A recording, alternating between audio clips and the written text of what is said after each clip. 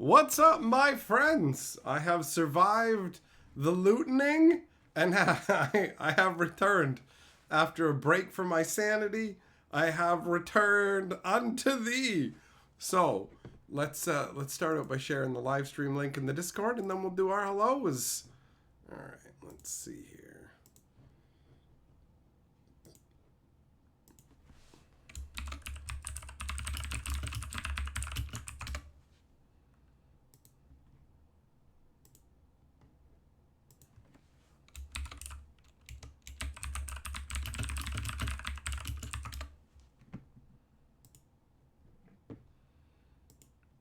All right, there we go. That's good.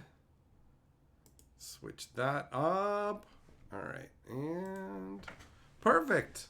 What up, Millmaster, Eng, Rays, Ashme, Jess, Gossett, Kensuke, Shelton, Bob, Hot Dice, Yamagoro, Stormtrooper, Rata, Zircon, Felonious T, Sum, Shane. I think that's everybody. I think that is everybody. So hello. Hello to all of you. We have gathered for some movie talking. I spent yesterday watching some fun films. So I got a list. I mean, I didn't watch everything we're going to talk about today all in one sitting because the Ong Bak trilogy is 3 movies and I watched those across 3 different evenings, right? So, before we talk about the movies, I do want to talk about that card that played the I'm Sorry music from the last stream, because that thing is meant to not shut off, right? And there was a message from Buddy over at the game store saying, whatever you do, don't tear into that card. And the reason for that is whoever made that card thought it would be hilarious to fill it up with sparkly bits. So they did. Now, I didn't get that message until it was too late. So I took the card and I put it in the sink, right? And I just poured water on it thinking that the water would solve the problem. And that didn't do anything. So I'll just rip the card a bit to get water inside the card, right? So boom, water goes inside the card. And that's when the glitter just comes, all the sparkles come flowing up out of the card, all over the sink, all over my hands. And like, it would have been bad enough if I had just torn into the card all by itself. But the addition of water made them all super, super sticky. So there's a post of the picture over on, what is it, the Hatcher community post? And you can see my hands are covered in them. But that was after I had already been picking them off for a while. You couldn't just wipe them off. I had to individually pick off every single fucking one. And it was nightmarish, bro. So they're all over the place. They're in the bathroom. They've been tracked through the house. Despite my best efforts, that shit got everywhere. So yeah, that card was it was an extra joke level. It's nice of him to try and warn me, but the warning got through too late. What are you gonna do? So yeah, I'm gonna yell at him the next time I see him, man.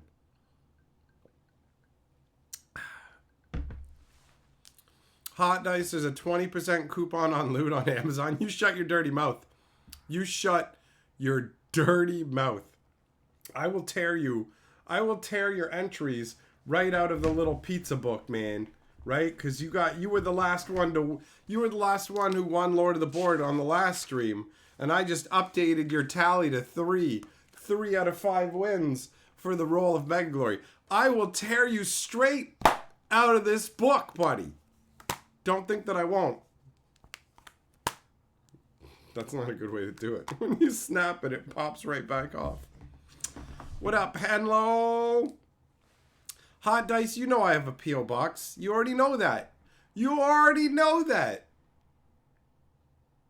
I mean, no, actually I don't. I canceled it today. It's gone. There's no such thing. What up, Kyle? You had a good day hanging out with your parents? Well, guess what, buddy? I had a good day hanging out with your parents, too.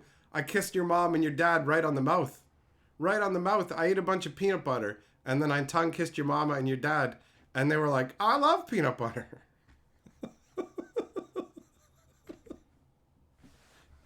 I kissed your mama, but not as much as I kissed your dad, bro. Not as much as I kissed your daddy. What up, every day? How you doing, bro?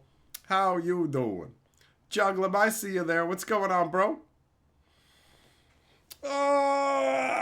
So yeah, after the loot sanity, I needed just a sanity break, man. Just a sanity break. So yesterday was movie day. I even went to the movie theater, not to see a movie, to get a bag of movie theater popcorn. It was overpriced and it was all right. It was all right. I feel like they're cheaping out a bit on the toppings or whatever. Like, I didn't get it with the extra butter or anything because half the time that makes it worse. But usually it's pretty delicious. I gotta get some of that, what Flavacol or whatever it's called, like the butter salt that they use at the theaters.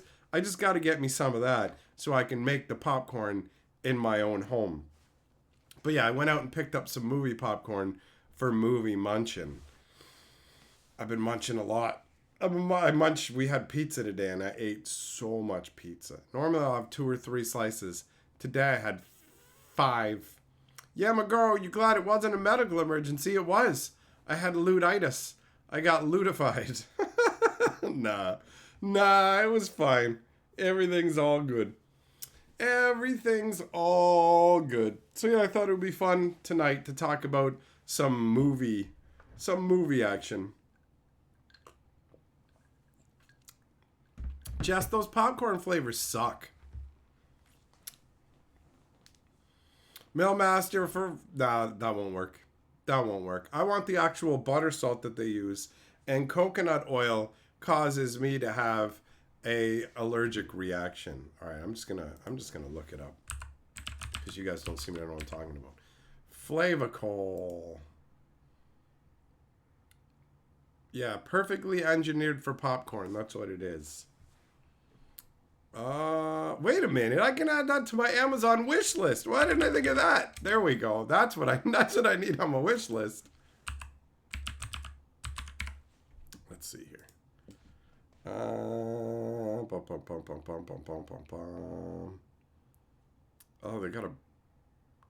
they got what? Popcorn brand? Yeah. Yeah, coconut oil's a no-go for me.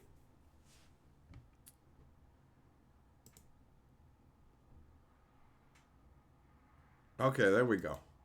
There we go. I added some of it. I added some of it to the wish list. So I'm wishing for popcorn butter salt. But yeah, coconut oil unfortunately is a no. It's a no.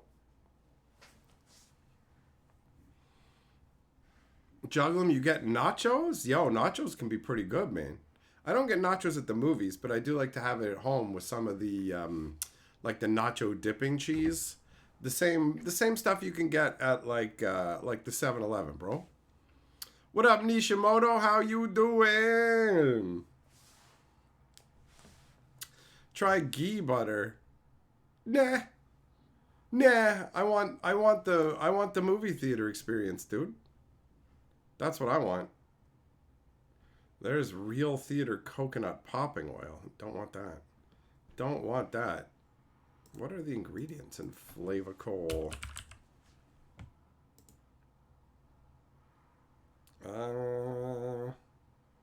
Well, it doesn't say coconut oil, so we're good. All right.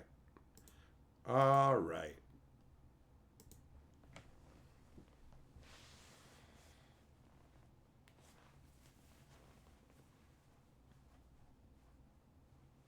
So yeah, it's nice. It's nice to have the proper like movie popcorn experience. So I enjoyed having some of that last night. Yeah, McGraw, your buddy said coconut oil isn't fit for human consumption. It don't agree with my body, that's for sure. That's for sure. throw a cob in a campfire. Yo, if you take corn still in its like husk and put it at the outer edges of the campfire, obviously not on the fire, but just like around the edge of it, bro, it's so delicious cooked that way. It's fantastic. It's crazy how it's different somehow than just cooking in the oven, but it legit is, man. No idea why. I don't understand the physics of it, but I'm just going to enjoy it. I'm just going to enjoy it. Clarified butter, also known as ghee, it has a higher smoke point than regular butter, making it ideal for popping popcorn without burning it. Oh, well, like when it comes to popping popcorn, I just use like an air popper. So there's no butter involved at all. So it's just air pop the popcorn and then put some Flavacol on it. That's the route I'm going with. The like I'm not gonna get special butter or make special butter. You overestimate the amount of work that I'm willing to do for popcorn. I'm not willing to do that much when it comes to making food for myself, man. You know? That's just the reality of it. I just go, man, no, that's all right. That's all right. If Carly didn't make the nice meals for me, I would just end up eating chunks of cheese and crackers because I'm a good enough kind of guy. That's how it works for me. I'm just like, meh, good enough. Good enough. The more work it is, the less willing I am to do it. Making big fancy stuff, like, forget it. I just don't care enough. I do not care enough. Is that why it's blue down here? Is it literally... Is the blue from this actually getting down on this white edge? Is that how it happens? This mug's got an issue.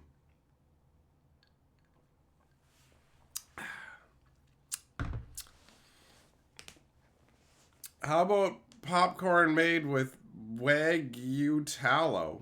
What, candles? Candle wax? What's going on? Some you got an air popper, but it has a thing to heat and warm the butter in it too. Well, mine doesn't. So that's the reality, bro. That's the reality. So, movies. Let's talk about some fucking movies. Let's start out with the Ong Bak Trilogy, which is a descent into madness, okay? It's Ong Bak 1, 2, and 3, but 1 isn't connected to 2 or 3 in any way, shape, or form. 2 and 3 are connected, and honestly, it's a mixed bag. It's a mixed bag. So, the Ong Bak movies are action movies, right? And they're Tony Jaa movies. But by the end of Ong Bak 3, he goes from Tony Jaa to Tony Nah, right? Like that's how it feels. The first one is a lot of fun.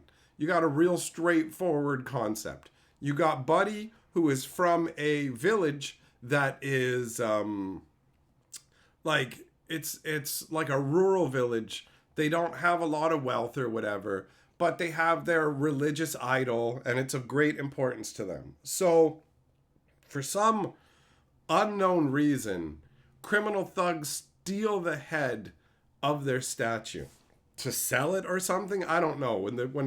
When Buddy brings it to the criminal overlord, he seems pretty unimpressed and unhappy with it. So I don't know. Buddy wants to buy like a little cameo statue, but the one guy won't sell it to him. So in the middle of the night, they just like steal the head of this idol. And so Tony Jaa's character, I can't remember his name, doesn't matter. I'm just going to call him Tony. So Tony ends up needing to go and bring the head of this statue back, right? So the villagers give him like their meager monies for his journey, and he heads off to whatever big city it is. There's a guy who used to live in their village who now lives in this big city he's going to go to for help. So that guy ends up like swiping his money and taking it down to a betting parlor where they have like street fights kind of thing, like street fighting. So he ends up going there, and that Tony Jaw drops the one guy like it's nothing. He jaw drops him. He drops him like it's nothing. He doesn't even want to be part of the fight. He's just trying to walk over to where his stolen money is, and he ends up stepping into an area where it's like, oh, you're part of the fight now, and he just ends up taking the guy down in one hit. There's like 2 crime bosses that are fighting with each other bet-wise, where it's like, I'm gonna bet, and one of them has a fucking voice box. He's like, which makes me fucking laugh, bro. Listening to them go, it's just like every time he was doing it, it's so, well, why'd you bring me this crap? I mean, he's not speaking in English, right?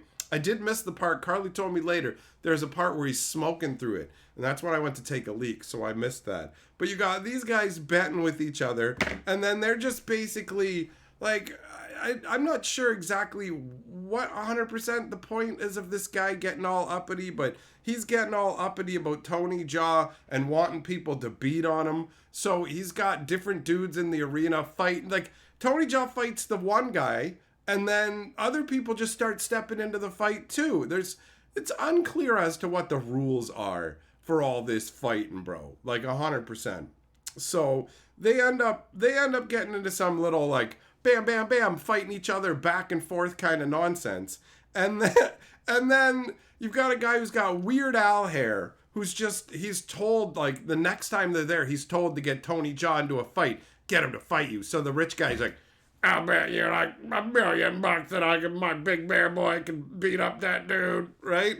And so the other guy's like, okay, you're on, buddy. You are on. Let's do it. So that guy ends up, he ends up going ahead and getting Tony Jaw into the fight by basically beating up people from the outside, smacking ladies around, all this crap. And then Tony Jaw comes in and Tony just kicks the crap out of him, like, right away. Just beats the crap out of him right away. So then another guy comes in and fights him. And I don't remember much about that guy, because the guy after that was Captain Insano. I called him Chuck, because all he did was throw everything and anything at Tony Jaw. Like, it was so over the top. He's just like, mug, plate, table, chair, table, plate, mug. Like, everything and anything. He's throwing people at him. He threw a refrigerator at him, and then he grabs like an electrical cord from the... It's so ridiculous. It's so ridiculous. But the movie did have that one like super epic scene where Buddy ends up with his pants on. His legs are on fire while he's leaping out attacking somebody because they got soaked in gasoline and set on fire, which was pretty intense. Like, overall, that movie was fun. It had a fun story. What up, Monoculture? How you doing? So the first one was fun. It was like Tony Jaw is disappointed by the guy from his village pretending he's not from the village, stealing from him and basically being a scumbag. That guy gets into all kinds of problems and like owes money to gangsters. So the gangsters show up to beat his ass. So there's a bunch of fun chase scenes where they're leaping over stuff and wah, right? And like, that is a lot of fun. I enjoyed that. So the first one, absolutely worth watching. The second one is where things start to go nutty. Because in the first one, he manages to get the idol back. He beats the fucking dude. He beats down his whole gang, all of it, and returns the head to the village, and then he becomes a priest like he's supposed to, right? So the whole thing gets wrapped up. So Ong Bak 1 is a entire story all by itself, encapsulated. And then the second one is where you're like, okay, what's the connection? There's no connection. This is sometime in the past, I guess, on non-Earth. Like, the first movie is set on Earth. The second movie isn't on Earth because at a certain point they just start weaving in, like, basically magic, like demons and shit. So you've got, like, the start of the movie where Tony's character is, like, the child of some rich family, and there's like a coup where this guy is going to take over and become the emperor. So he has the emperor poisoned, and then he like attacks the emperor's retainers and stuff. So Tony is like the only survivor from his family. Everybody else gets wiped out, and he gets taken by these people who torture kids, right? So they take him, and they basically throw him in a pit where he has to fight a crocodile, bro. Like this is like a slave trader's den where they're all hopped up on opium and stuff, and they just take him and they throw him in a crocodile pit. But before they do that, he picks up a rock and like he's just a kid. He smashes this one guy in the side of the head because he's got spunk, right? Hey, evil Professor Monoculture, thanks for the super chat saying a copper to keep the bone fairies away. Oh, and some meat. Those are some meat fairies, bro. You got 2 fairies and a meaty bone, like Bonk's adventure. Well, you're the fat donged lord of the board, son. Before 1939, Thailand was known as Siam. Oh, is that where the term Siamese comes from? Is that there you go. Look at Millmaster bringing in some historical factitudes.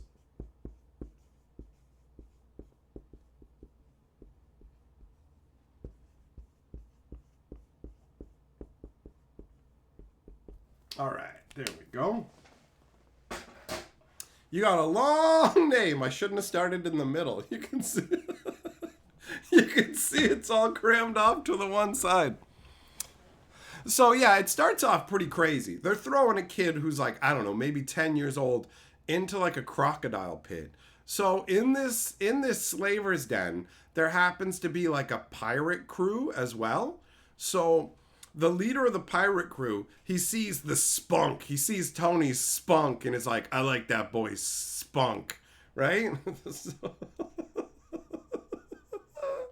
So he basically like makes a signal, and his pirates start like messing up the slavers, and then he yells down to the boy like, your life is in your hands, and he just throws a knife down into the dirty water where the crocodile is.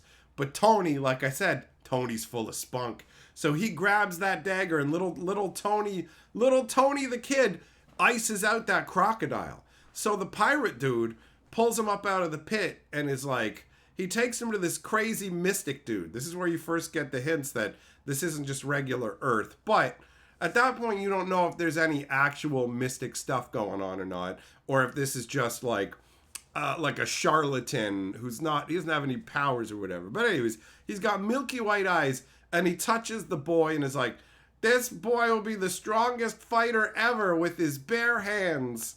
And then he fights a lot without his bare hands, but whatever. And basically the prophecy, and the pirate lord guy is like, you impressed me, so here are your options. You can go free if you want, and I won't stop you, or you can stay and be trained by me, basically, right? So then Tony Jaa goes and checks out the bandit camp, the pirate camp. And there's all these different pirates doing all kinds of different fighting styles and all this insane stuff. So he looks around and decides, yeah, he does want to be a part of this. So they end up training him in all kinds of different weaponry. And there's also a guy who's like a sleight of hand mage. So he doesn't have real magic. He has like fire magic, but like hand trick stuff where it's just like, oh, this is gone and here it is. Not like actual real magic. You know what I mean? So basically, he's learning how to like make fire appear or whatever, but using chemicals and stuff, not like actual genuine magic. So he learns a whole bunch of different weaponry. He goes through all of this stuff. And then after, like basically the pirate lord is raising him to be his heir. You know what I mean? It's like he's his son. And it's like, I'm going to train you in the ways of being a warrior and being a pirate. So then he has to undertake like the leadership tests. And there's like a test of strength where Tony has to go out and beat the hell out of elephants.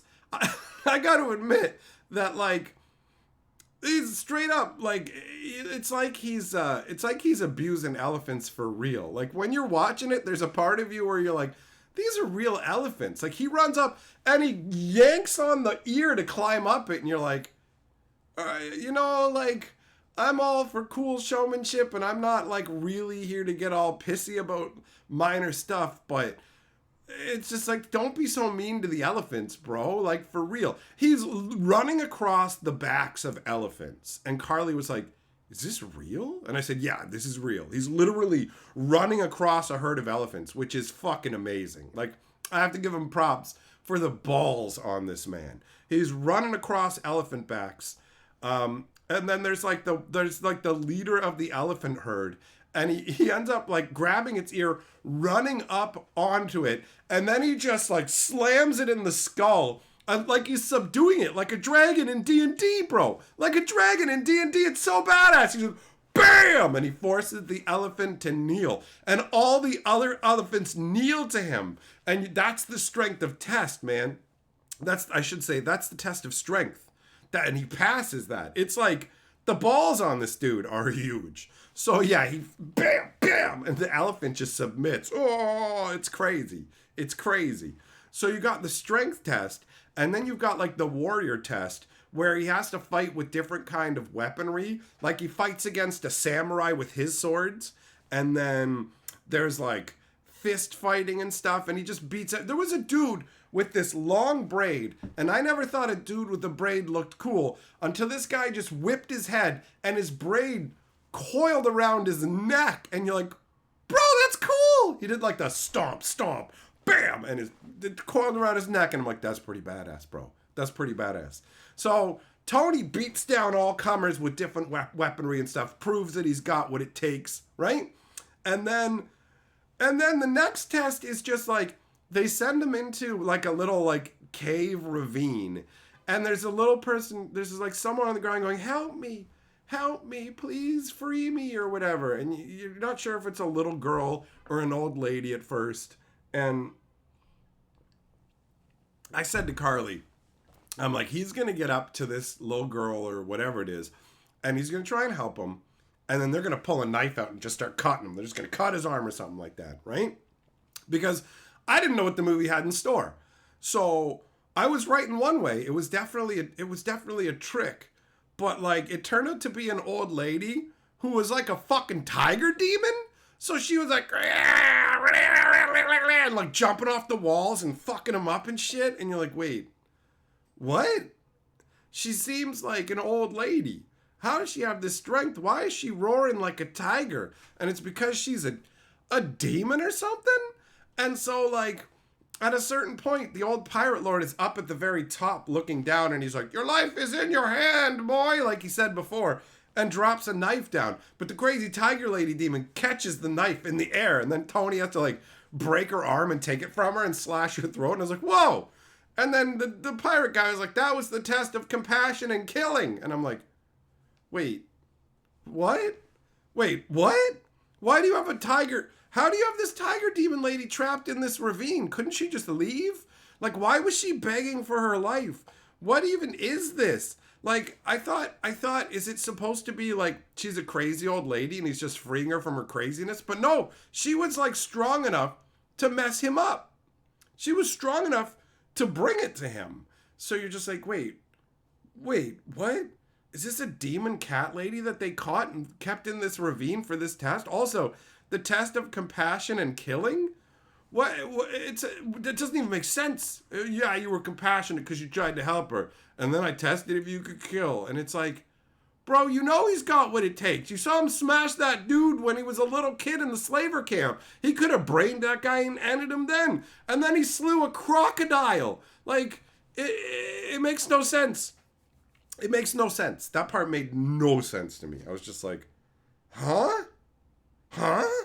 But whatever. Okay, she's a tiger demon, so now we've got like a world that has some kind of mystic power stuff going on. All right. So then we get some cool pirate raids where Tony is like it's awesome. There are these dudes traveling down through like a swampy bog or something like that, and the pirates come out of everywhere, man. They jump up out of the water and start running onto their rafts. They've got these giant hanging ball bags tied to the tree that are camouflaged that they burst out of. Whoop! it's crazy.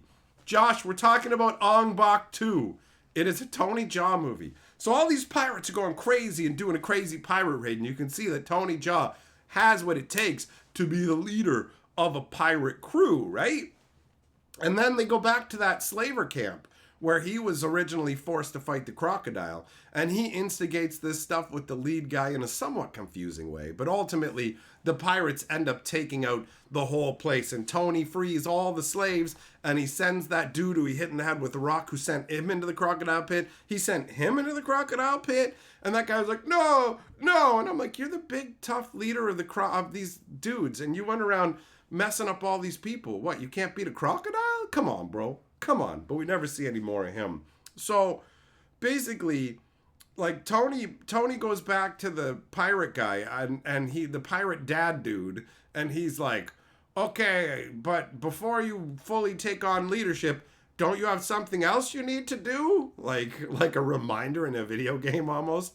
And it's like, he's got to get revenge. He's got to get rewenge, right? Because of that dude who killed his dad, his whole family, and became the emperor. So Tony Jaa sets out to take down the emperor, who, by the way, Tony Jaa was sent to be a dancer as a kid. He wanted to be a warrior, but he was sent to be a dancer instead.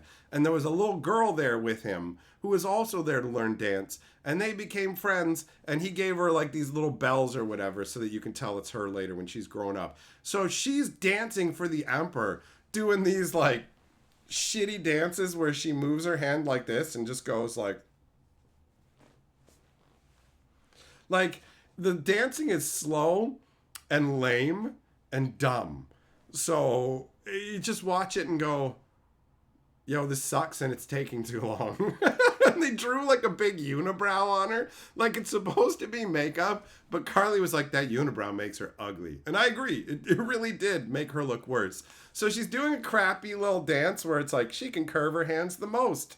Look at me. Ping, ping, ping, ping. And it's like, okay. And then she like goes and lays at the emperor's feet. But then Tony Jaa comes out and he's ready. He's all dressed up like a dancing man, like a dancing crow. And he's using flame magic to set his hands on fire, but not real flame magic, like sleight of hand flame magic. And he's stomping the yard and doing all of his dance moves. Goobly goobly goo, goobly goobly goo. And then after like an eternity of doing that, he finally decides to enact his vengeance.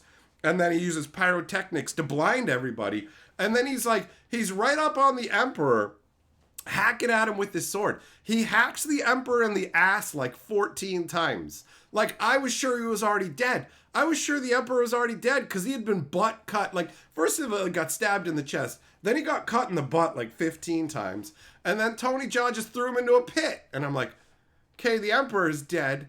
And then he goes back to the pirate village and nobody's there. But he's just like, where is everybody? Where is everybody? And then it turns out that there's this dude who comes out and he's dressed all in black, like the assassin guy who originally was part of when the treachery happened earlier, right? When the treachery happened earlier, there was a dude dressed all in black who delivered the killing blow to Tony's dad. So when he gets back to the pirate village, there's one of these guys dressed in all black. And I went, wait, what's going on? Why is the guy in black here? Wait, how did they get here? Where are the pirates? What's going on? He killed the emperor. He killed the emperor. So what's going on with the pirates? Why are the pirates here? Well, why did I say pirates? The pirates aren't here. Why is this person dressed in black here? What up, Thompson? So why is the guy dressed in black here? This is the minion of the emperor. This is the minion of the emperor. So in any logical movie, you kill the minion of the emperor and killing the emperor is last, right? So it turns out there's a bunch of these guys dressed in black in the pirate village for no reason. And we don't know if they've killed the pirates because there's just nobody there. But there's tons of these guys dressed in black, including Wicker Basket Head Man. And Tony's just got to fight a whole bunch of them. Blah, blah, blah, blah, blah, blah, blah. But they kind of like overcome him. And then a bunch of like Imperial soldiers show up with like shields and posts, and they catch Tony with all the posts after some mostly okay, fighting some cool chain whipping stuff, but a bunch of the fighting was whatever, right? So they catch him, and then the Emperor comes out, and he's still alive. And it's like, wait, the Emperor's alive? And he's like, look at my thick mail. And you're like, you weren't wearing that earlier. You didn't look like you had that on earlier. Also, he cut your butt like 15 times. I watched him cut your butt like 15 times. And you just have a chest plate on. And you're just like, ha, you didn't know I had this on. Yeah, he would have felt that. Tony would have been able to feel the difference of, I don't know, driving a blade into your flesh versus poking it against your jacket. But anyways, he butt cut him like 15 times. And then the Emperor is just like, ha, ha, ha, ha, ha. And then the movie just ends. And you're just like, what? No, sorry. My bad. The movie doesn't end there. The movie ends with, that's right. The pirate. So the pirate guy, Tony's pirate dad, is actually the man in black who killed Tony's real dad. And he serves the Emperor, I guess? So he serves the Emperor, and he's like, remember my deal. He's going to fight Tony Jaa. Him and Tony Jaa are going to fight to the death. But he says to the Emperor, remember my deal. Whatever happens, you have to protect my family. And it's just like, you don't have a family. We never saw a family at any point.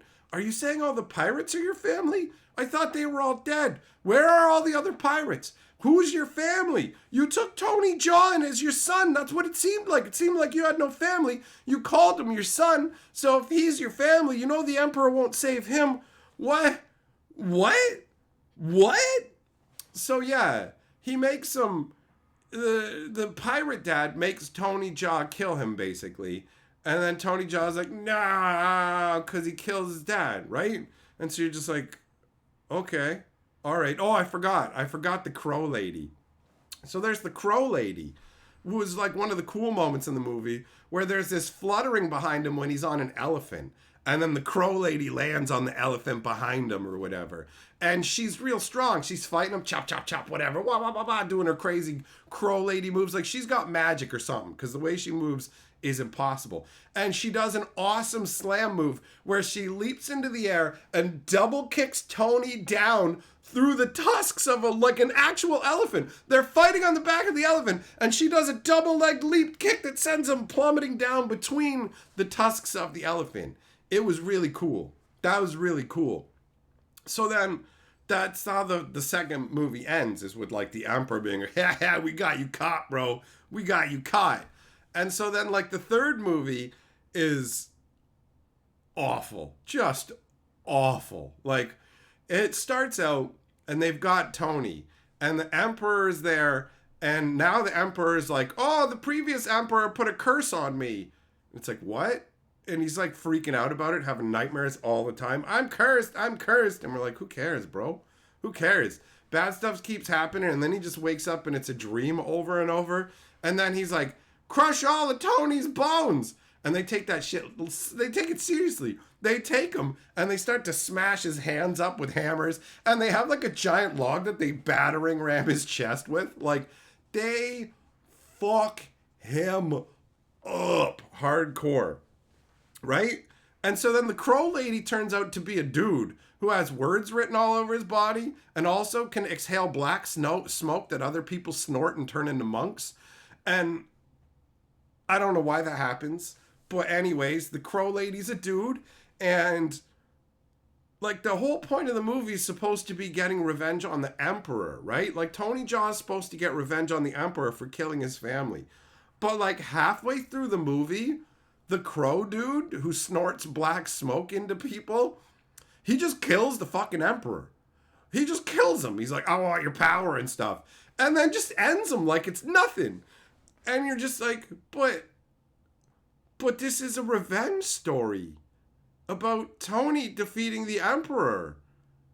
What? Also, this guy's supposed to be the Emperor. He's supposed to be in charge of everything.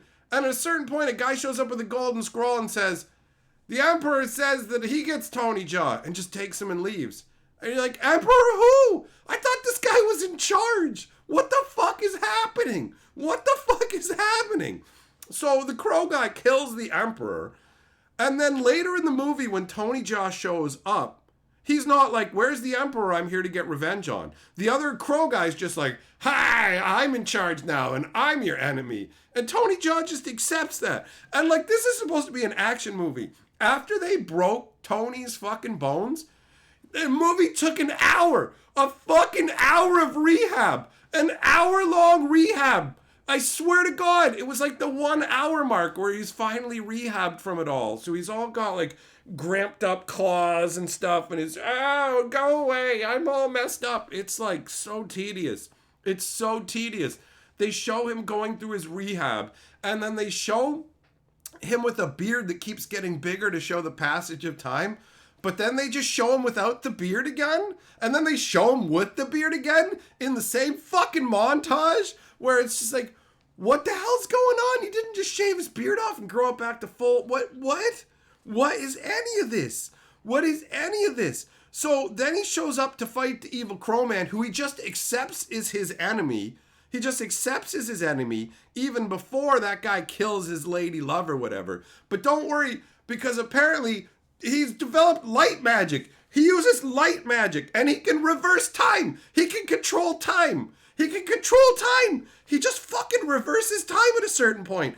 And then later, when his lady gets killed, he doesn't reverse time. And you're like, what? What? He summons light magic. I don't even know what happened in the fucking movie. Like, I was sitting there going, I thought he was going to get revenge on the Emperor, but the Emperor's fucking dead. And now you got the crow guy who's just like, I'm in charge now. And you just go, who cares? What? Why is it, what? It was insane. It was insane. It's just like, what the hell happened? What the hell happened with this movie, bro? So yeah, that was the Ong Bak trilogy. The first one was really enjoyable. The second one was all right and had a bit of confusion. The third one was trash. It was just like, okay. Like, Carly hated it. She fucking hated the third movie. She hated it so much. It was dumb, man. It was dumb. What was really fun is that Carly, like at the beginning of the second Ong Bak movie, she's like, look, Tony Jaa is a writer. He did a good job writing it. And then like the further we got into the movie, I'm like, yeah, he did a real good job writing it, huh? This makes a lot of sense, doesn't it?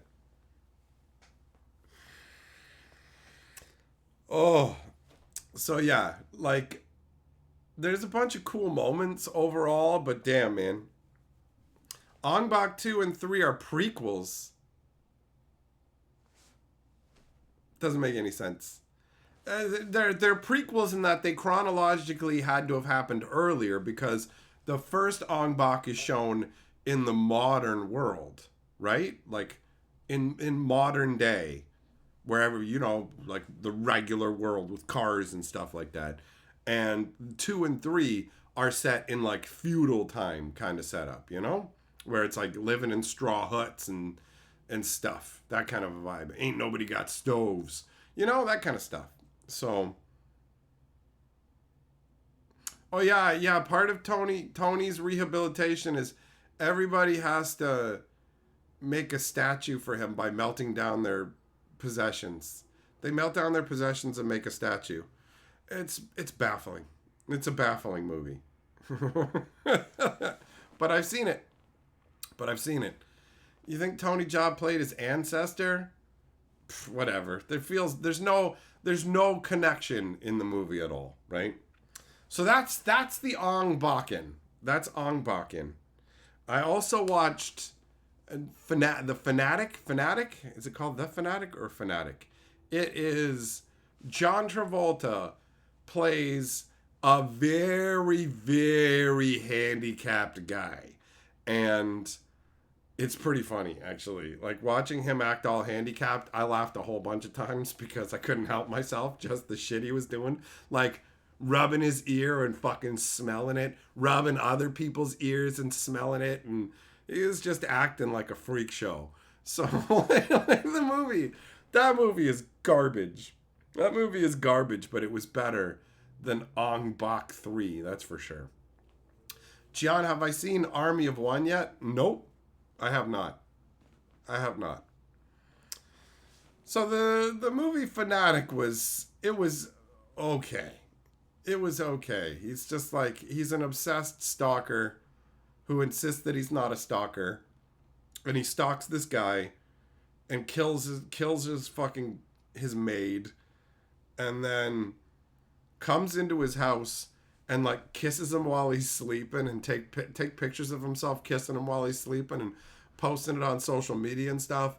And then the dude he's stalking like wakes up all tied to his bed, gets free, and ends up like blowing his fucking hand off with a shotgun and stabbing him in the eye with a knife. But then he ends up going to jail, and the stalker guy gets off and doesn't have to go to prison or anything. And the movie acts like that's an okay ending when it really isn't. The movie fucking sucks. It sucks. It's just a bunch of people being dicks to a mentally handicapped guy, and John Travolta playing an over the top, like really over the top mentally handicapped dude. Wasn't it directed by the singer from Limp Bizkit? Oh yeah, it was. It was. That's what I said to Carly. I'm like, this was done by Buddy from Limp Bizkit. So when John Travolta's doing his shitty acting, he's just saying, keep rolling, rolling, rolling when it comes to the footage. Yeah, at one point, the one dude plays Limp Bizkit music in his car. Yeah, Limp Bizkit, awesome, right, to his kid. And I'm like, this music fucking sucks. Also, the movie, for no reason at all, just has random scenes where, like, there are drawings on the screen where they just draw goofy versions of the main character and just have it there. And it's like, what is this? They don't designate chapters at all. They're just randomly shoved in there. Like, the movie sucked. Fanatic sucked.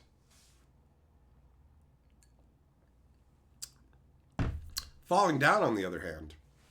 Falling Down was good. I don't know if you guys have seen that one. Michael Douglas, and he's just like, he's basically having a psychotic break. He can't handle society anymore. Just like leaves his car left in gridlock, and he's just trying to get some change to call home or whatever. And he goes through all this craziness, where at first he's not the bad guy. He's just a dude who's dealing with bad situations, and then he ends up becoming the bad guy when he like just murders somebody straight out, where it's just like stabs him with a knife and then shoots him, and it's like, yeah, and he's just like calling up his ex-wife, I'm coming to see my daughter, you can't stop me.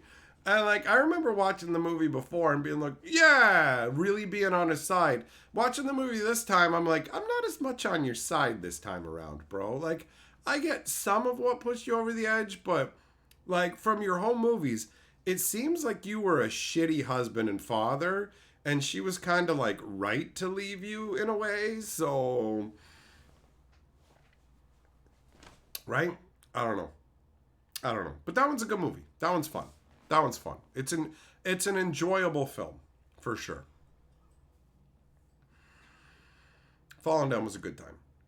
We watched Your Highness as well. If you haven't seen that one, that's genuinely funny. It's a fantasy quest with the Gonjer mixed in, and it's a comedy, right? And it's just got a bunch of fun moments in it.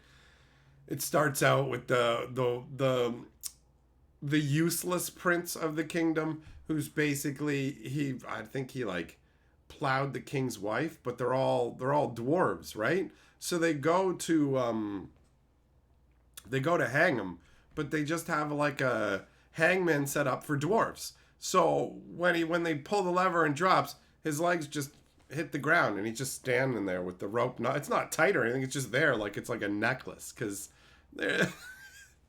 So yeah, that movie has a lot of fun silliness to it, where they have to like jack off a weird alien wizard guy to get the knowledge they need, and a magical compass. Like, he slays a minotaur, and he knows you're supposed to take a trophy as a warrior. He tries to hack off the minotaur horns, and it's like, oh, you can't actually hack off minotaur horns. So he just ends up cutting its dick off and wearing it around his neck. That movie is hilarious. What up, Bo? Yeah, Natalie Portman's in that movie. That's right. She is.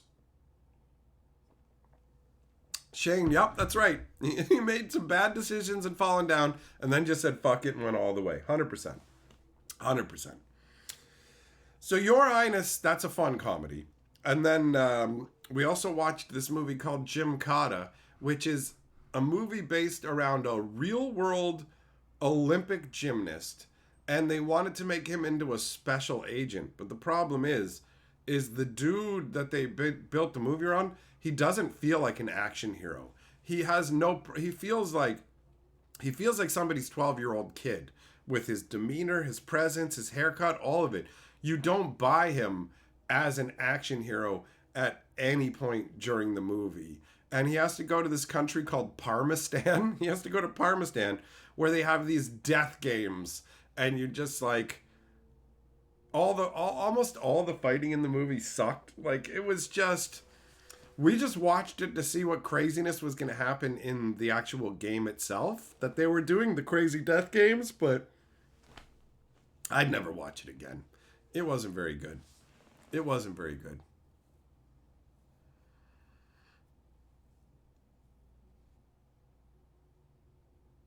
It was pretty underwhelming. And they shoved, like, because he was a gymnast, they shoved a bunch of unnecessary gymnastics in it. So he leaps and does backflips where no backflipping is necessary. So you just go, wait, bro, like, this is tactically the worst choice you could make. People could be messing him up while he's doing this. And they do that thing in the movie where there's like 40 guys around him, but each one comes in one at a time. And I said to Carly, I'm like, why don't they just gang up on this pussy? Like, it wouldn't be very hard for them to beat this dude down. So that's what happens, actually. I was like, it looks like it would only take 2 or 3 guys to really fuck him up. And so 2 guys team up and they kick his ass and knock him out. And I just started laughing. I'm like, they had all these dudes, like 40 dudes around him. They all went in one by one. All it took was 2 dudes. Took 2 dudes to take him down.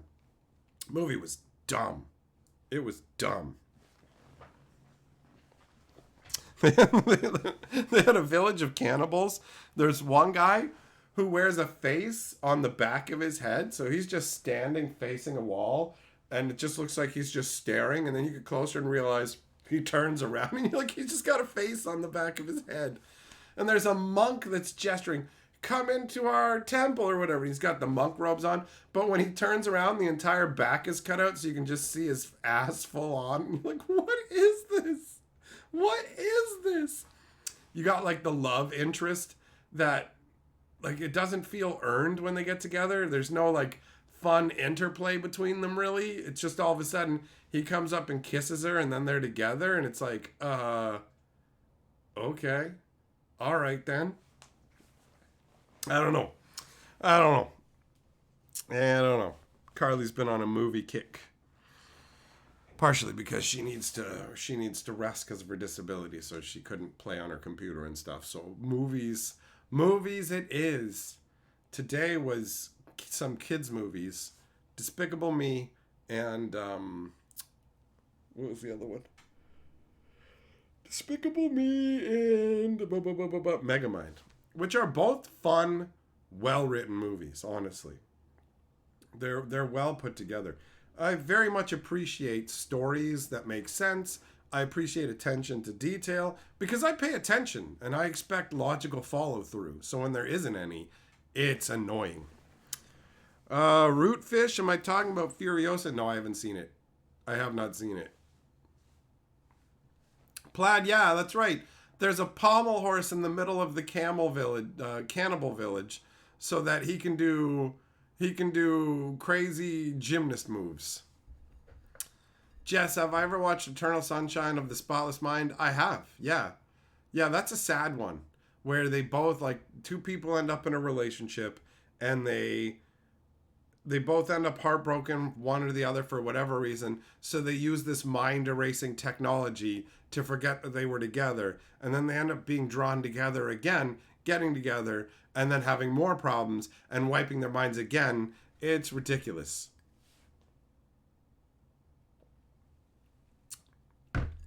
Some have I seen the latest Puss in Boots? I haven't seen any of the Puss in Boots movies. None of them.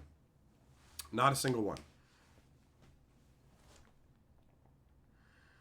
Was he? Is it just the one movie that he's on his own? Wasn't he just a side character in something?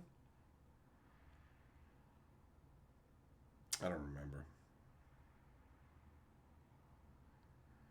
But yeah, the movies where they put in a lot of effort, like Shrek, you know, they put a lot of effort into all the details of Shrek. The Muffin Man, the Muffin Man. Like it's well done.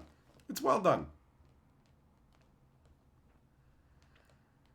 Death in Puss in Boots is horrifying. That movie is not a kid's movie. All right, Mitchell, fair enough.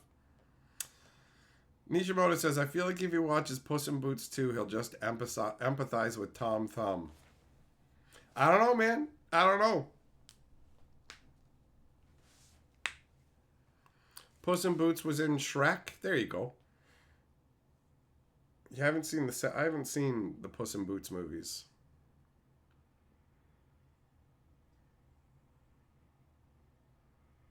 I feel like there's a flute version of a song I like from the Puss in Boots movies, like that I saw in a review somewhere that I really wanted to find but couldn't. There are 2 Puss in Boots movies. He was a side character in Shrek 2. All right. That sounds about right, because we watched the first Shrek and I didn't remember seeing him in there.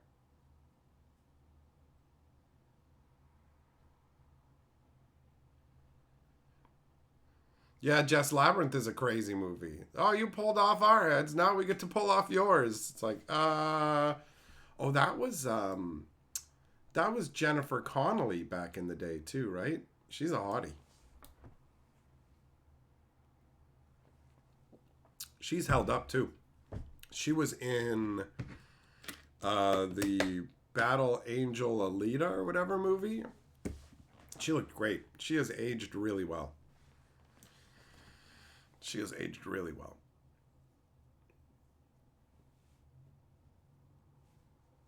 Requiem for a Dream, man, that is a movie I never recommend to anybody because it's too dark. It's too sad, man. It's too sad. The ass to ass part is hilarious. Like, to me, that's funny. That part is just funny. Those ladies going ass to ass for coke is hilarious to me. But like the grandma and Buddy going septic, all of it, man. All of it. It's too sad. I don't like movies that are like mega depressing, bro. That's not fun for me. That's not fun for me. Not at all. All right, I gotta top up my beverage. I'll be right back, my friends. Don't be a dink. Use my Amazon link. When Hatchet goes for a drink, bookmark that Amazon link. Don't be a bitch. You gotta scratch that itch.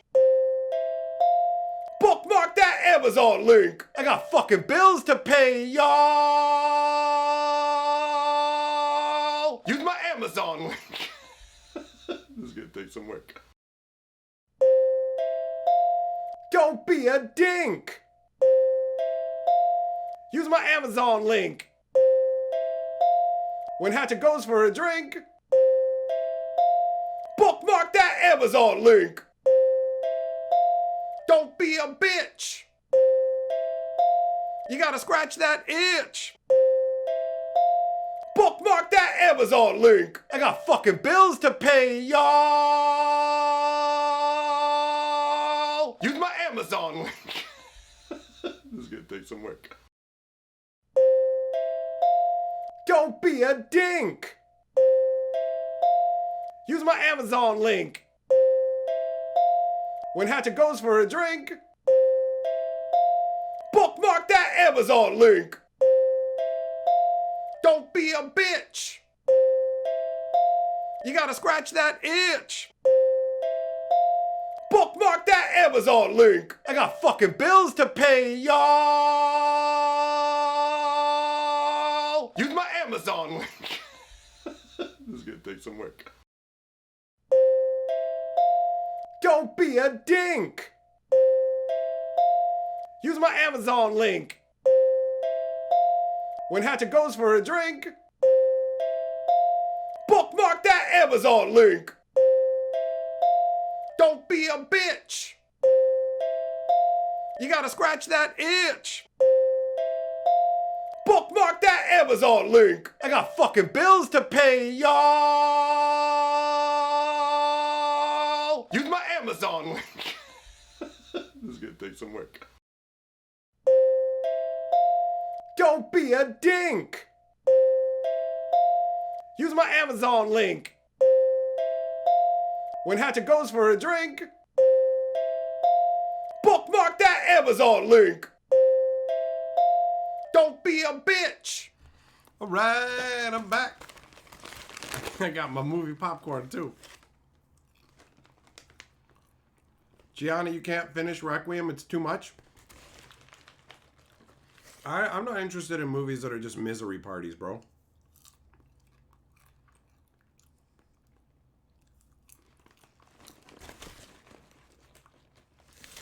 Yeah, I've seen Trainspotting. Trainspotting doesn't, it's not the same. It's not the same as Requiem, man.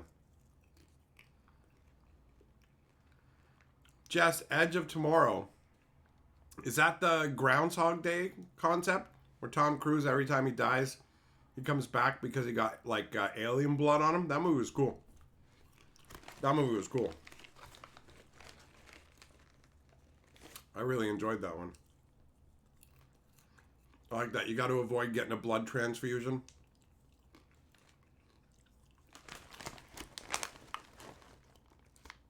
There's a couple of logical problems with the movie, but, like, whatever. When it comes to time travel and all that kind of shit, there's always some issues.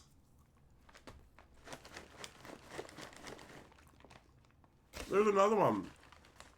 What's it called? Like Boss Level or something like that? That has the ground. I really like Groundhog's Day style movies. That concept is a lot of fun. There's a lot you can do with it.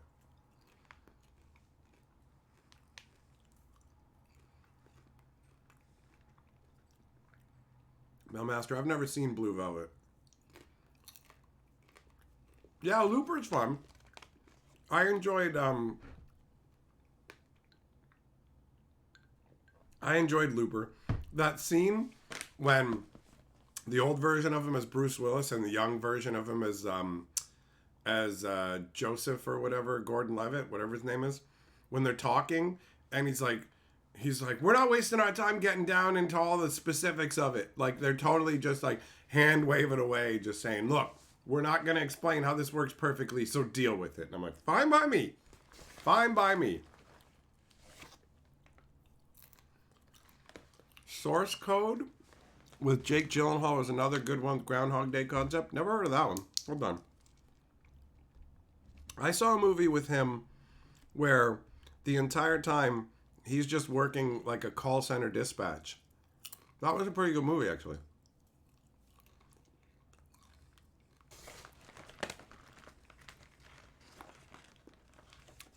But yeah, I've never heard of Source Code. I definitely do like Groundhog's Day movies. Jess, they keep trying to write a new Blade movie and keep firing writers and pushing back the movie. Good. Everything they make nowadays sucks. Everything they make sucks. Like when it comes to remaking things.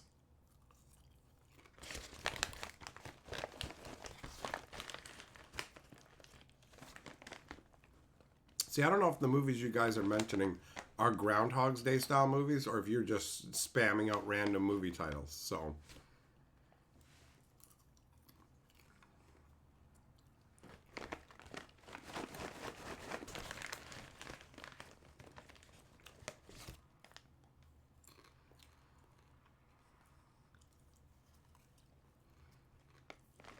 stuff's still pretty good the day after.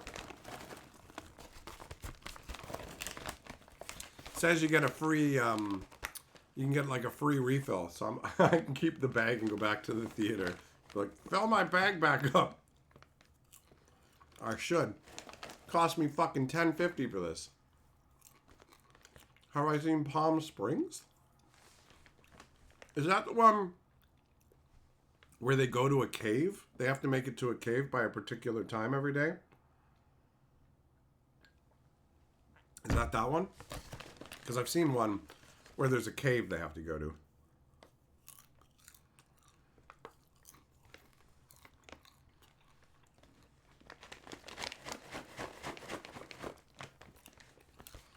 It is Juglum? All right, hold on. I'll write that down. I'll write down Groundhog Day style ones. Gianna, that sounds boring. 4 days and 4 nights where a guy gives up sex for Lent. Whoop-de-doo. There's all kinds of people who do that without meaning to. Because no one will touch them.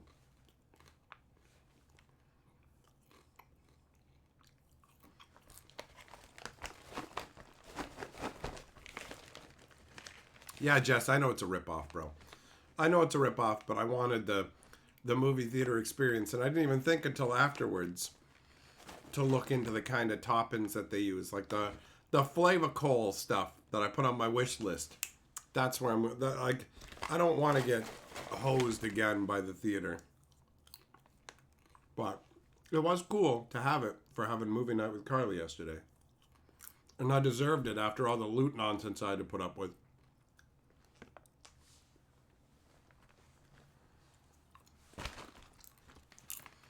Yep, Rootfish theaters make their money through concessions, and I make a concession to their prices because I enjoy the movie theater experience.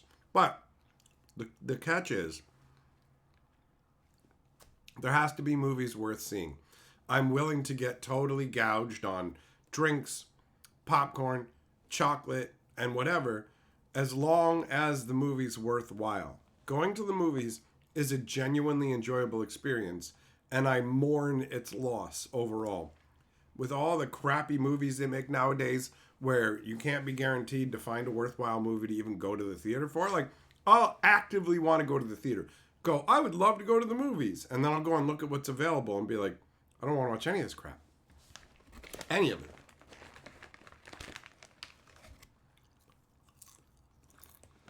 Juglum, it's a French film with subtitles. I don't have a problem with subtitles. Neither does Carly.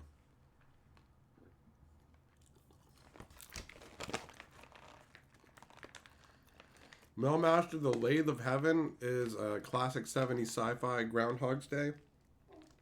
But your dream that night changes the next day? Oh, that's a funky idea. I'll write that one down.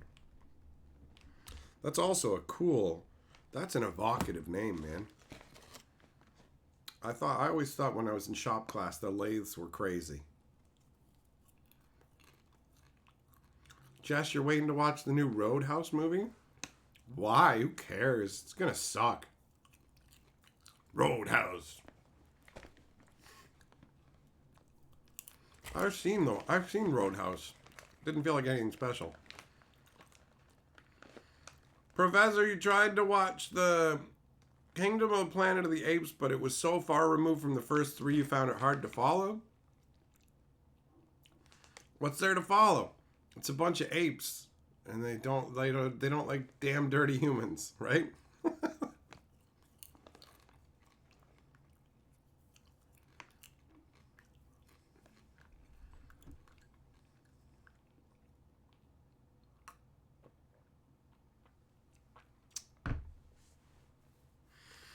I was never really into the Planet of the Apes stuff. Although I did like the twist at the end where it turned out that it was Earth. From the Statue of Liberty that he found.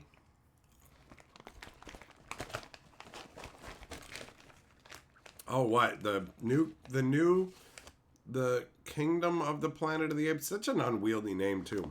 It's just a bunch of politics? Ugh. Sounds lame.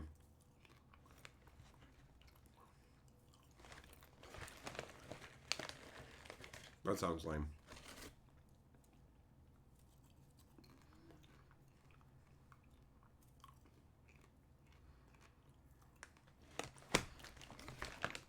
Did I watch the Deadpool and Wolverine trailer? I feel like we did. But I'm already sold on that idea. That's a movie that I absolutely want to see. Deadpool and Wolverine is absolutely on my list. The Deadpool movies are fun. The breaking of the fourth wall is great. Like when he goes to like Professor X's mansion or whatever that's supposed to be full of X-Men, And he's like, where is everybody? It's almost like they didn't have the budget for more people. It's like, yeah, that's fun. And Colossus with his gentlemanly, oh, your boob has fallen out. Let me hide your modesty. Like,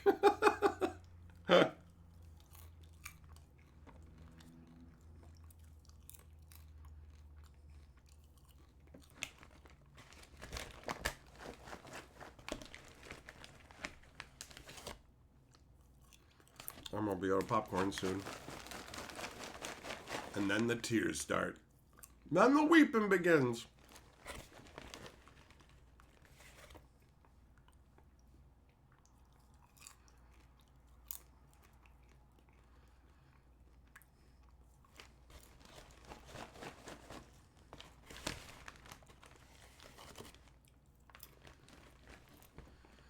Somebody watched my stream where I talked about how I hate the new apes doing the dinosaur thing. And he was like, you have a problem with this? We just had a big stupid Thunder Junction crazy nonsense. And it's like, yeah, surprise, surprise. I talked a whole bunch of shit about that. So it's hilarious. People will come in with no information and just be like, you have a problem with that, but you didn't have a problem with Thunder Junction? What are you talking about? There's a bunch of stuff on my live stream channel, specifically in the titles. You can tell I have problems with Thunder Junction. You're fine with Thunder Junction? Who told you that? It's a dirty lie.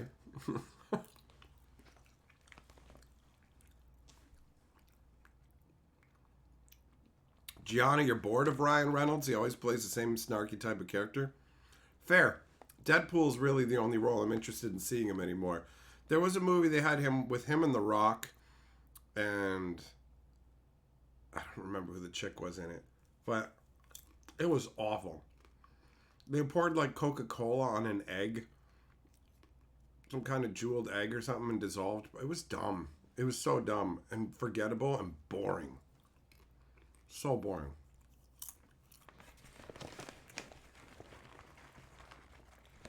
Free Guy was fun. You're right about that, Jess. There's an anime called Summertime Rendering that has a Groundhog's Day style premise. All right, son, I'm going to note that down too.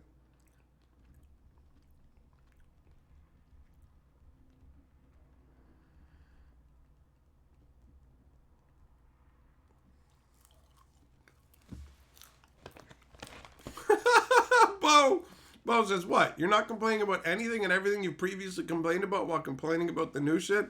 Exactly. Oh, whatever. I just look at comments and I go, well, I can't expect everybody to have watched all my stuff, to know all my stuff, to have read all the thumbnails, all the titles and stuff. And I don't expect people to know that. So when I see comments like that, I just go, whatever. You can think whatever you want. If you want to think somehow that I was totally fine with Thunder Junction, but have a problem with this, then I can understand why you're confused. But I'm not going to take the time to respond to all these comments. So you can just continue thinking the wrong thing. That's fine. That's it. Rootfish, you bought the new Secret Lair Hatsune Miku cards because you're insane? Oh, well, you know what? I got a special Hatsune Miku treat for you, buddy. Oh, you make Hachu so excited she must put on a helmet before we make a hump hump. There you go. You can think about that whenever you look at your Secret Lair.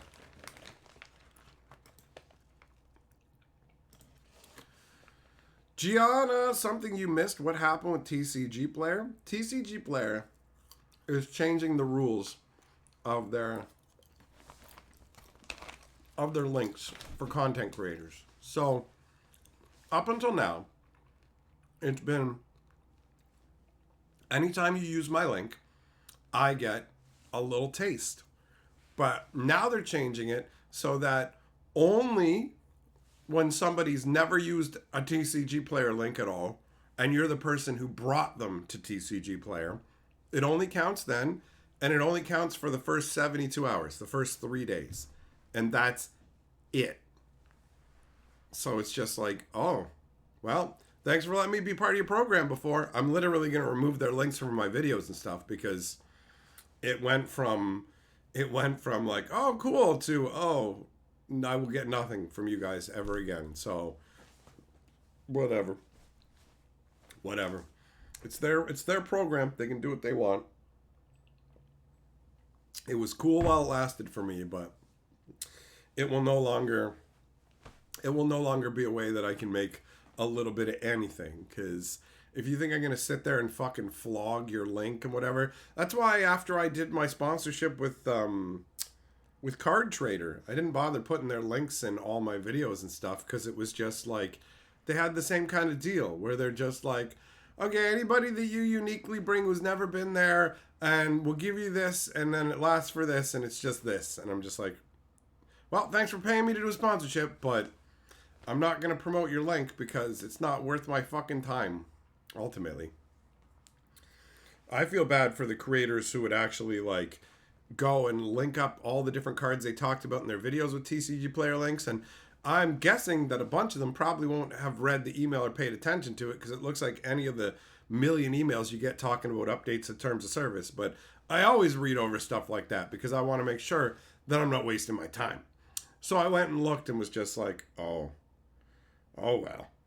That's just the way of things. This year has been things have been diminishing on a number of fronts. That's just the way it goes. I got no control over that. So I'm not angry about it. It's fine. It's a business decision that they're making.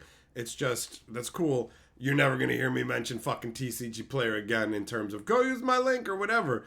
I was going to make a little video like I did with the Amazon one, but nah, they're going to get removed from my video descriptions and never mentioned again because there's no financial reason for me to mention them again. So it does suck. But hey, at least the Amazon's doing the opposite. Not only does the Amazon link work, but they're doing something for the rest of this month and the next month where based on the number of stuff, like the amount of stuff that people buy, there's a bonus program where you just automatically get a bonus. And we're already at the second tier for this month or whatever. So it's like, sweet. There's like a $50 bonus for me, which is fucking awesome because every dollar counts, right? So what are you going to do? What are you going to do? I got no control over it.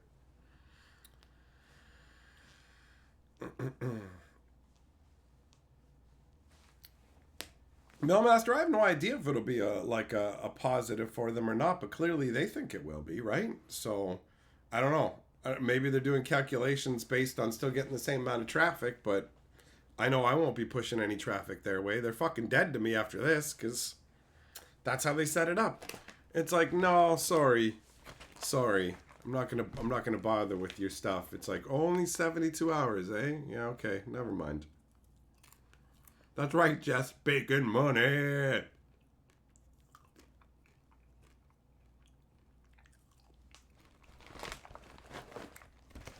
But whatever, man. eBay owns TCG Player, so obviously it's just gonna get worse.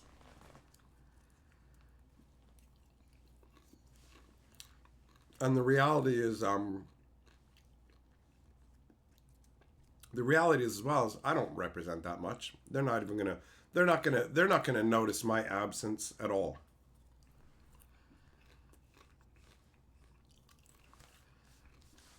I'm not big enough to have any kind of pull.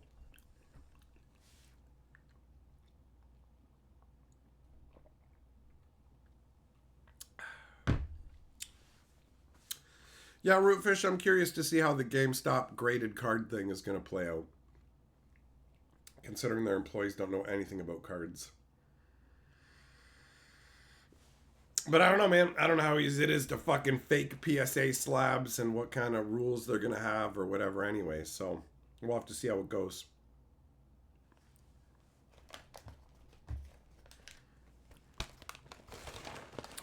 Jess, you gotta start eating bacon again? Hell yeah, man. Bacon's awesome.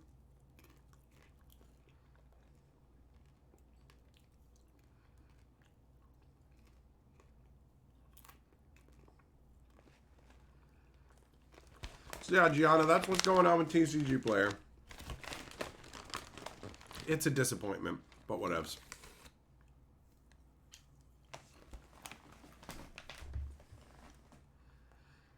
They're still going to get tons of business. Everyone's still going to buy their stuff from them, so.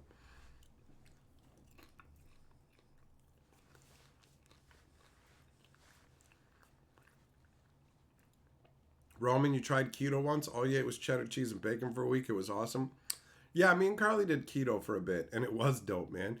Just a bunch of meat, and she made this awesome honeyed nut bar where there was a whole bunch of nuts laid out with a bunch of honey all over it. So good, so good.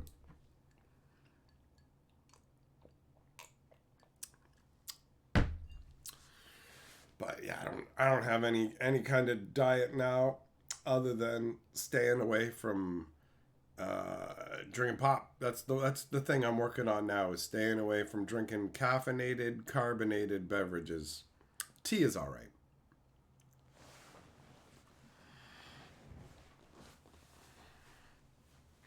Nishimoto, yeah, what are you, deaf or stupid? That's what I just said. That's what I just said. So yeah. Yeah, I do. I stand by it. I'm comfortable with who I am. So I don't worry about putting nuts in my mouth. I don't secretly shamefully wish to be the guy catching the guy falling off the tree on Ong Bak butt face first, right? That's you. Because you haven't come to terms with who you are. Trying to judge me. Trying to judge me? You should take that greasy top knot that you have and shove it in your mouth. Suckle your own greasy top knot, you goon.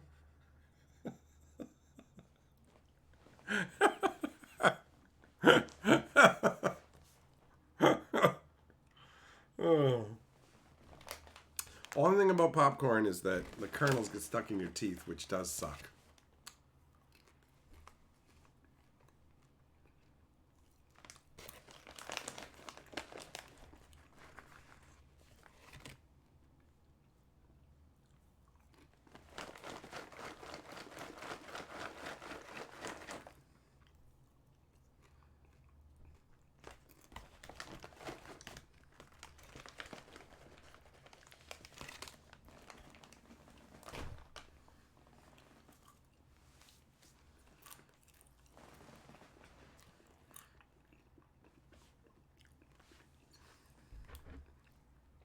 What up, GIF? All you got to say is just cry and laughing, huh? All right, fair enough.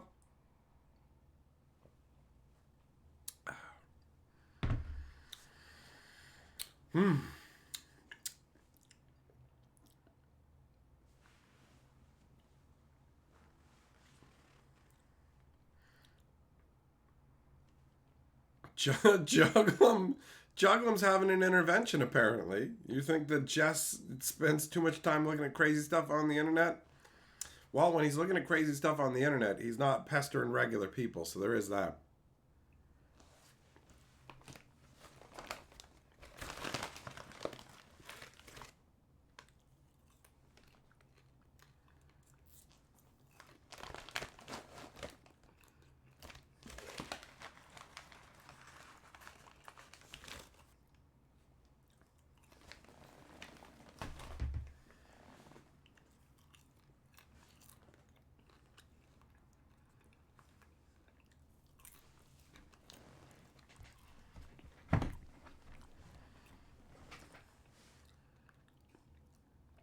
Supposedly there are videos of people dunking their ball bag in soy sauce because they have taste buds. There's no taste buds there. All you can hope is that anybody who's dumb enough to dunk their ball bag in soy sauce, they just hope that it permeates all the way to the inner meat and makes it impossible for them to have children. You know?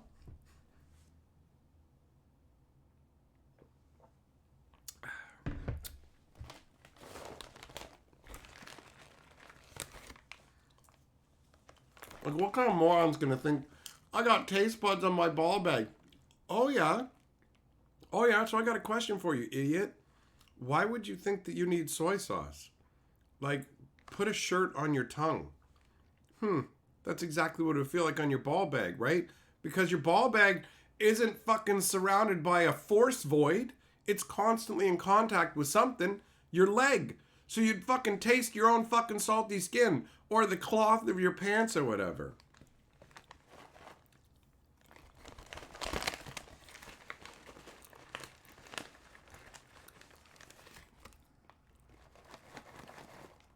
Doesn't really stand up to scrutiny.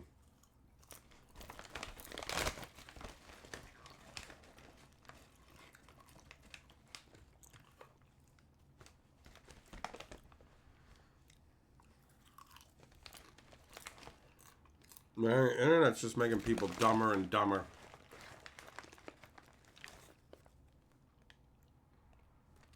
People say ridiculous nonsense and other people just believe it.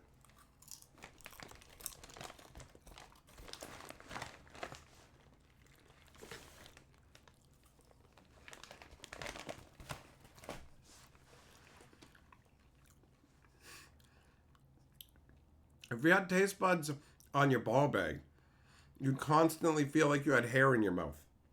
That's what it would feel like in your pants. You know when you have a hair on your tongue and it's annoying you? That's what would happen with your own fucking weird, curly, probably never actually fucking shampooed ball bag hair, right? You might wash your nuts, but do you take your time to go and get some of the fucking Old Spice and wash the hairs? Nah.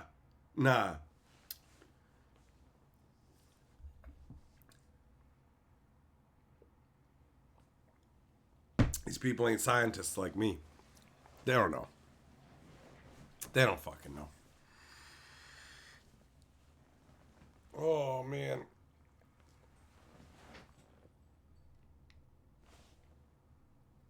It's crazy. We got the most high-tech gear ever and the most ignorant population. Like, people are fucking dumber than in, like, ancient medieval times when people didn't even know how to fucking read and write.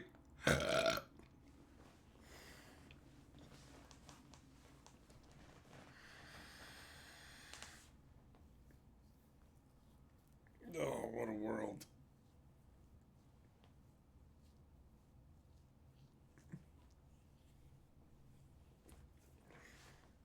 It's supposed to be an age of enlightenment.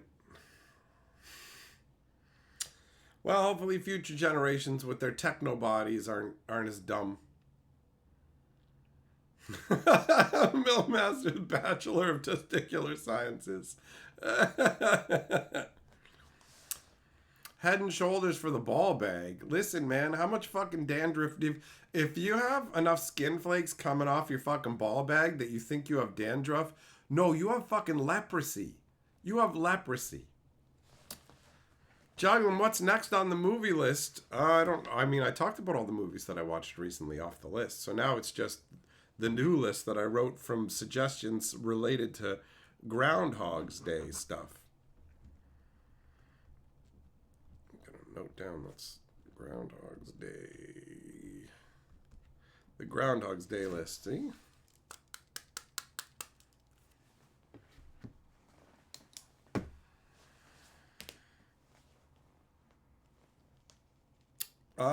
Tommy, have I ever seen a TV show called Revolution? I haven't. I have not. So, I have no idea what you're referencing, but it did just make me think that I want to know when the season 2 of Severance is coming out. Is that what it's called? Severance, I think.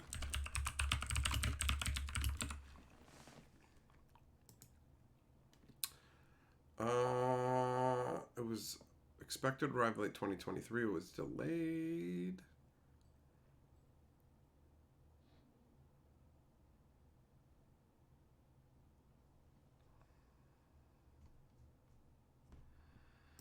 Is it out yet or not?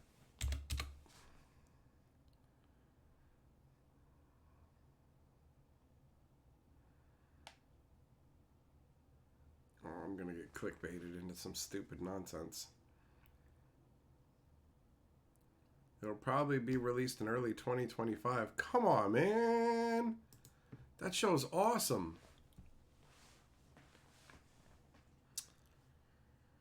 Can you get The Last Hangover in Canada? It's a Brazilian movie that got banned from Netflix. I don't know, Gianna. I don't know.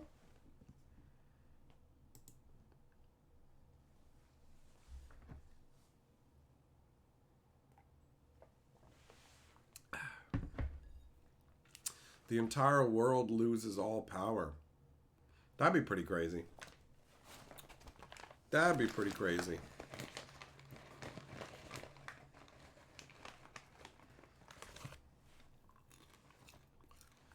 How are you supposed to use your apps to order at McDonald's?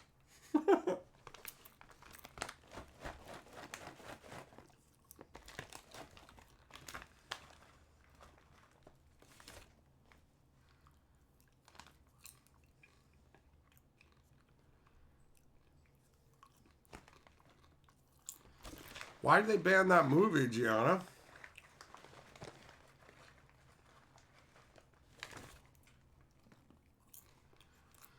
Yeah, Severance is a crazy show. It's got a crazy concept. Just as no internet or power, I'd rather be kicked in the nuts daily for a month.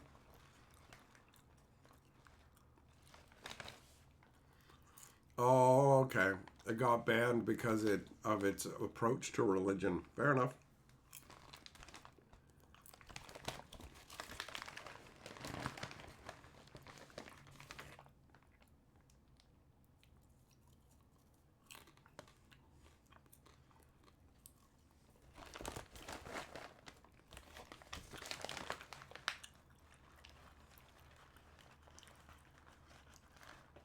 Shot her. Some dude went into a Burger King and started yelling Burger King as shit. Just sounds like a crazy homeless guy.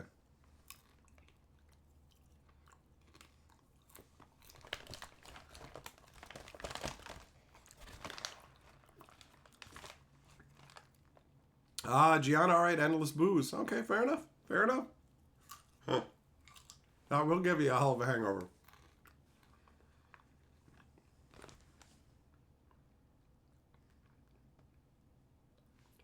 Hard ass Colonel.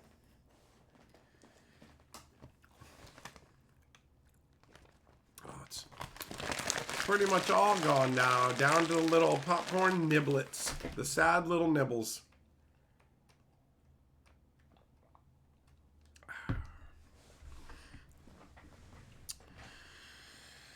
Oh, man.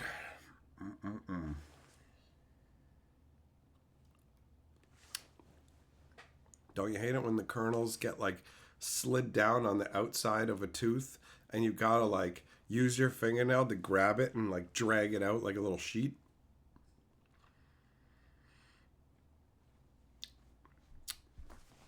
Gian, it's worth watching. Well, thanks for letting me know about it.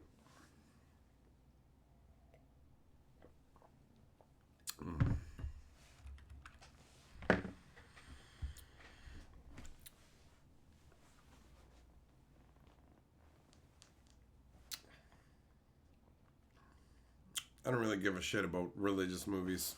They don't really do much for me. I've been on somewhat of an action kick lately. Comedies are my favorite.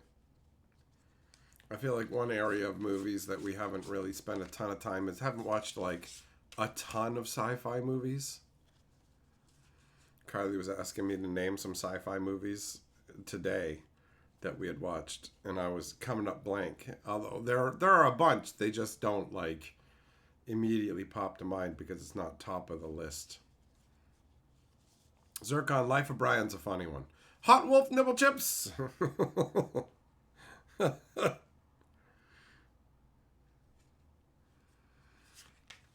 the songs, like always look on the bright side of life.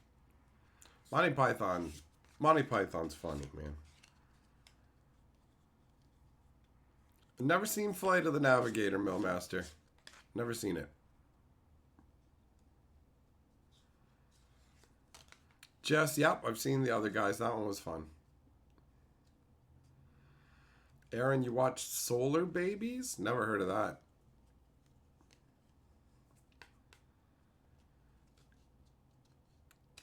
Juggle them, you'll dig until your gums bleed to get that shell. Yeah, I know, man. You know, like dogs will just go crazy scratching themselves. Same kind of deal where it's like, yo, gotta get this kernel out of here. 80s skating future movie. What the hell does that mean?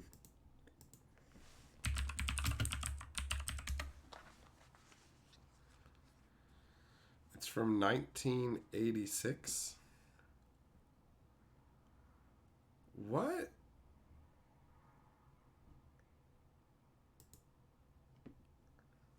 In a bleak post-apocalyptic future, most of Earth's water has been placed under containment by a paramilitary organization. Orphan children, mostly teenagers, live in orphanages. They play a rough sport, which is a combination of lacrosse and roller hockey. This sounds stupid. This sounds dumb, bro.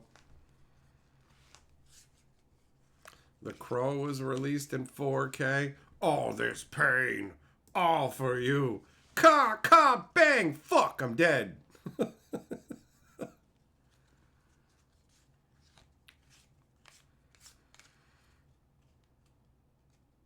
Yeah, that Solar Baby sounds stupid. It's hard for sci-fi to catch my imagination the same way that like high fantasy does with magic and all that. Gianna, the people that do it are kind of like broken lizard guys from Super Troopers. Fair enough. Super Troopers was fun. Time Pirates. I feel like I've only ever watched the beginning of that movie, and then that's it. I don't think I've ever made it any further than the beginning.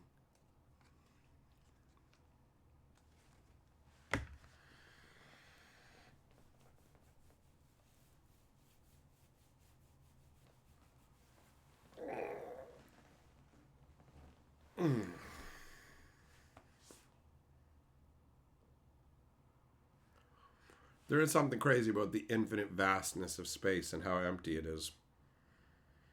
Being out there in like spaceships and stuff.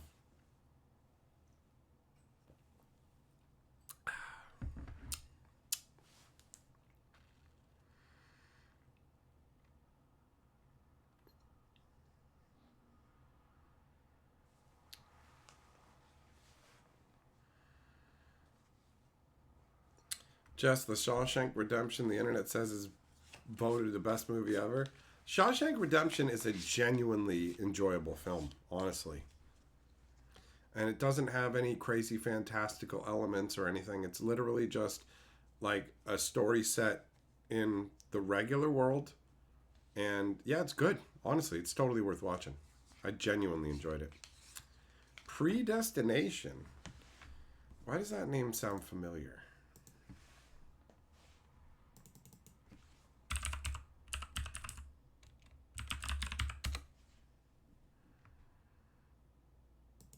It's got Ethan Hawke.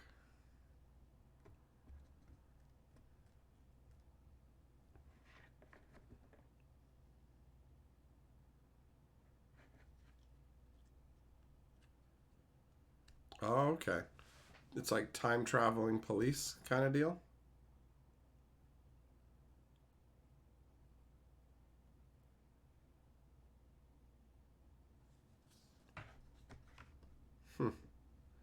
Seems like it might be cool.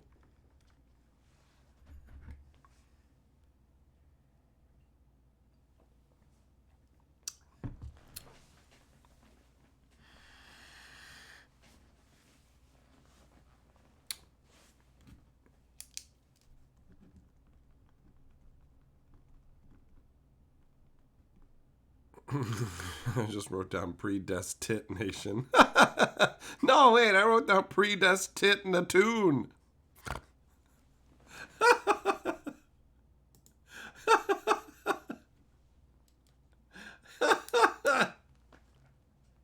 Predestination. Good Lord. That's funny.